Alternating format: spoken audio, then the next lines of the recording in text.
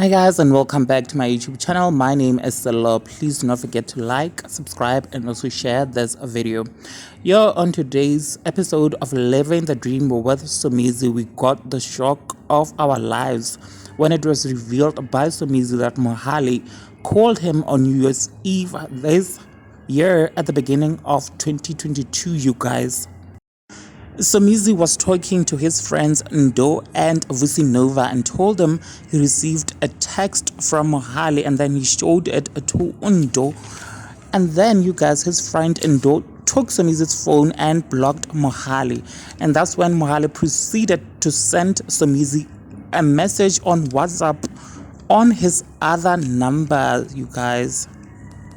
Somizi said later at exactly 12:13 a.m. on January the 1st of 2022, he received a video call from Mohale. He did not answer as he saw the caller ID saying husband, which is how he had saved Mohale's numbers, and he decided not to answer. Somizi said he doesn't want anything to do with Mohale, and he doesn't know what his intentions were in calling him, and that he does not care at all, and that it wasn't clear whether Mohale wanted to reconcile with him or wish him a happy New Year's, you guys.